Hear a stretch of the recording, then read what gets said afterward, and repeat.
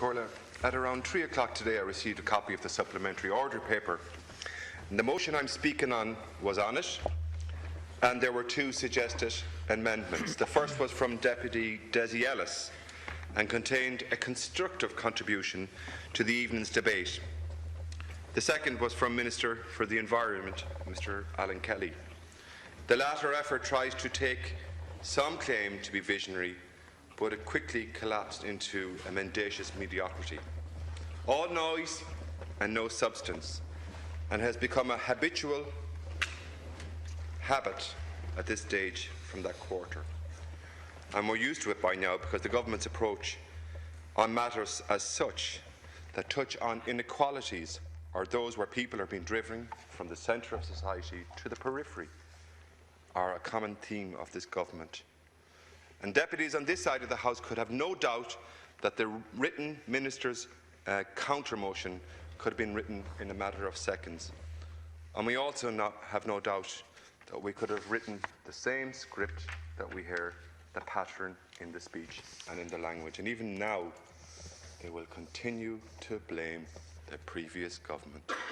And in the last 24 hours, we've heard several government ministers and deputies attempt to do so. As concurred, the people of Ireland might have hoped that even now, at the twilight of this government, a government that has been in office for 5 years, that they might just take a scintilla of responsibility for the consequences of their own choices in government. Minister, you were Minister for Housing for those 4 years. Shameful, shameful legacy.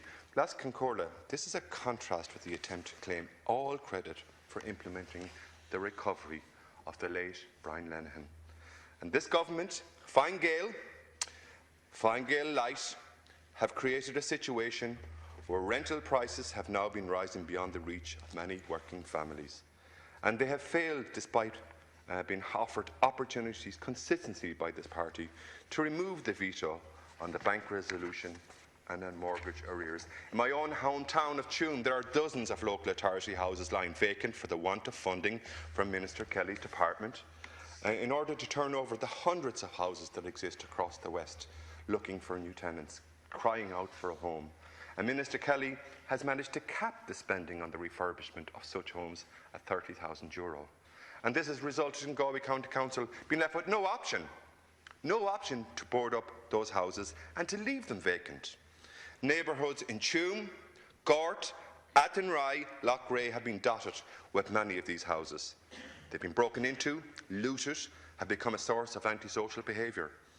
These have become unpleasant communities to live in because of this government's failure to adequately address the underfunding from local authorities with respect to renewing those houses.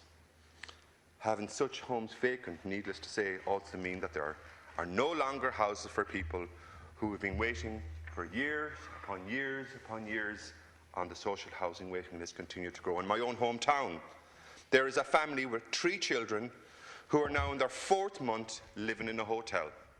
4 months living in a hotel, and the couple who have slept in a turf shed under your watch for the last 6 months, waiting to be housed. That is your legacy.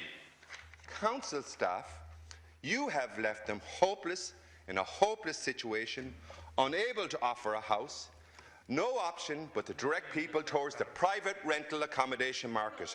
However, there is no supply in that area, and there lies the issue above the ceiling of supports that you have managed to ensure, a ceiling that the Taoiseach stubbornly refuses to move, contrary to the advice of all of the experts in that area. Organisations working with the front line of homeless people in this country, the Labour Party turned their back on the homeless and vulnerable. The Taoiseach, who styles herself and her party as social democrats, she seems to believe that the primary purpose of rent is to support the rental market. She sees it as a market tool rather than a tool to secure a roof over the head of a child who will sleep in a turf shed. That is your legacy. Your intransigence at this point, Minister, has fuelled no doubt that the devil take the hindmost ethos of your senior partners in government. You have become Fine Gael blue light. The statistics for the homeless make for a grim reading. Over 700 families, over 1,500 children are now living in emergency accommodation, and there are alongside them are over 6,000 individuals. Many of them have been waiting years and years in emergency accommodation. And Minister Kelly boasts about the spending that he's made in his tenure as Minister on Homelessness. But this money is not being spent on keeping people in their homes or providing one additional social housing. It's been spent on emergency accommodation. Quite happily spend €300 a night to keep a family in a hotel, but continue to cap the rent supplement. That's the choice that this government makes. Some families have been placed in hotels, many for significant lengths of time, at a far greater weekly cost than it would have cost to put them up in a private rental home. Rather than raising the ceiling or housing them, Minister Kelly and his party leader, for some ideological reason, precariously want to leave children in emergency accommodation. Ken Corla, Cahirlock, might be my last comment in the 31st Dáil.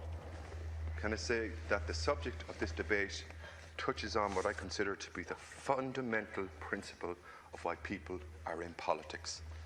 And I believe, and I've always believed, that politics should be about securing a welfare, a community, establishing a threshold of decency through which nobody should fall. And I believe that politics should involve the continual process of bringing people in from the periphery into the centre to give them the chance of equality. And I believe equality of opportunity so that all would have a fair chance to have an opportunity in life to take whatever talent they have to the very top in worth ethos, in a preference in education, to have ambition and to have will. And I believe that people should get on with their lives to enjoy the fruits of the rewards of their labour, and that those who should contribute most and secure the social goals, as I have given a voice to in this speech.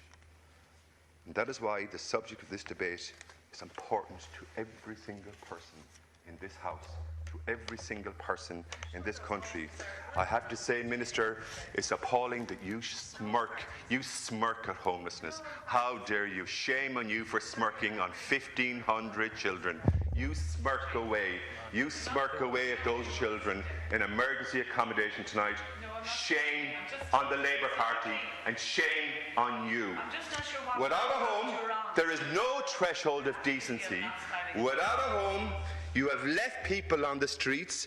Without homes, you leave people sleeping in sheds. Without homes, you leave people tonight sleeping on the streets of Dublin. Shame on you. And let that be your legacy.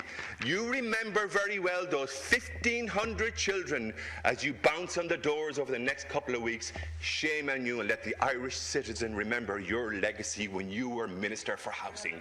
You were Minister for Housing, and you made those children suffer.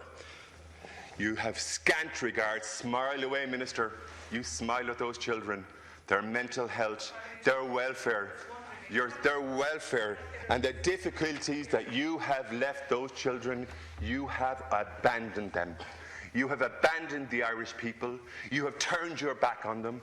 And you are the architect, because you were there. And you must have sought it with some happiness when you got your senior promotion and abandoned your portfolio. You take no responsibility. You take no responsibility in the dying days of this government, because you're part of the most arrogant government who turned their back on the most vulnerable people, the one commitment, and you sit here sniggering. You snigger at children in emergency accommodation. You know what? This will be your legacy, the legacy of your snigger at 1,500 children abandoned by the Labour Party, abandoned by Fine Gael life. Remember, that will be your lasting legacy. Thank you, Ciara.